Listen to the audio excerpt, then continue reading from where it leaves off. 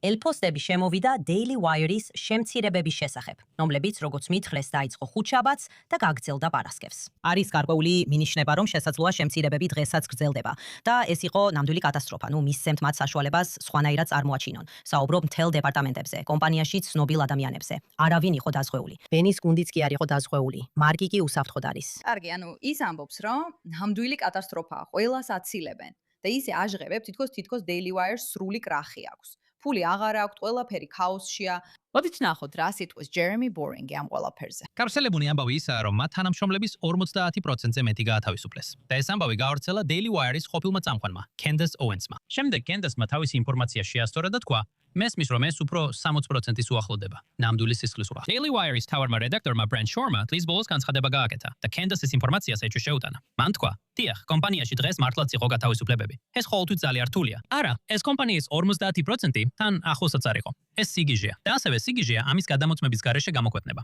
ეხლა მე აღარ ვარ Daily Wire-ში აქტიურად ჩართული. მე აღარ მაქვს რეგულარული კომუნიკაცია კომპანიაში არავისთან ოფიციალურად. თუმცა მე ჯერ კიდევ ვიცნობ ბევრ ადამიანს კომპანიაში. მათ შორის ბევრს პირადად მე დავიკირავე და ბევრიც სწორედ ამ გათავისუფლებების დროს გაათავისუფლეს. ამიტომ ზოგადად რო თქვა, ამ ამბავში საკმაოდ კარგი წარმოდგენა მაქვს. ჩემთვის ადვილია ფაქტის გამიჯვნა გამოგონებისგან. დიახ, ვიტყოდი, რომ Jeremy Boring საკმაოდ ბევრი რამ ესმის Daily Wire-ის მუშაობის შესახებ. ხომ არ ფიქრობ, რომ შეიძლება Candace-ზე კიდევ უფრო მეტი იცოდეს? ეს მაძლევს უზარმაზარ უპირატესობას ინტერნეტში, უმეტეს ადამიანთან შედარებით, რომლებიც ცდილობენ ურთიერთსაწინააღმდეგო ცნობებში გაერკვნენ. რამდენიმე წყაროს მიხედვით, როგორც კომპანიაში, ასევე მის გარეთ, როგორც ჩანს 50-ზე ოდნავ ნაკლები ადამიანი გაათავისუფლეს. ვერ ვითვლი ზუსტად ეს რა პროცენტია Daily Wire-ის თანამშრომლების საერთო რაოდენობისგან ამ ეტაპზე, მაგრამ ეს ნამდვილად არ არის 60%. ეს არც 50%-ია, არც 40% და არც 30%. როცა ცოტა მეტი ვიდრე 1 წლის წინ დავტოვე კომპანია, დაახლოებით 275 თანამშრომელი ყავდა. დავიანგარიშოთ ეს თქვათ, 250 თანამშრომელია, რამდენია მეგობრებო? 50 და 10 ადამიანი, 250-დან შეგიძლიათ რომელიმე გამოთვალოთ?